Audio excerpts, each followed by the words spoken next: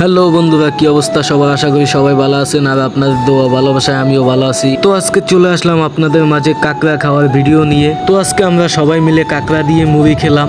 তো আপনারা সবাই সঙ্গেই থাকুন, দেখতে পারবেন আমরা কিভাবে কাঁকড়া খেলাম। তো এরই মাঝেই বলতে বলতে কাঁকড়া ছেড়ে দিল গরম পানিতে। তো আমি লাইফে ফার্স্ট টাইম ট্রাই করতেছি, আপনারা কেউ আগে পরে খেয়ে থাকলে কমেন্টে জানিয়ে দেবেন। তো আমাদের কাঁকড়া গরম পানি দিয়ে ধোয়া শেষ, এবার নামিয়ে নিলাম। তো নামানোর পরে এখন মাখতে কিছু মশলা। আর হ্যাঁ, অবশ্যই কারো যদি জানা থাকে কাঁকড়া খাওয়া হালাল না হারাম, সেটাও কমেন্ট বক্সে জানিয়ে যাবেন। তো এরই মাঝে মশলা দিয়ে মেখে নিল। তো আবার ভাজার জন্য ছেড়ে দিল গরম তেলে। আর হ্যাঁ, দেখতেই পারছেন ভাজার পরে কত সুন্দর একটা কালার বের হয়ে আসলো।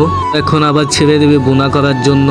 আর আপনারাই দেখতে পাচ্ছেন কত সুন্দর একটা কালার বের হয়ে গেল। এরই মাঝে আমাদের কাঁকড়া বোনা করা শেষ, ঢেলে নিলাম একটি বলের ভিতরে। আপনারা দেখতেই পাচ্ছেন কত সুন্দর একটি কালার। তো চলে আসলাম মুভি নিয়ে, এখন আমাদের মুভি মাখার পালা, দেখতেই থাকুন। তো এরই মাঝে সবাই চলে আসলো ক্যামেরার সামনে।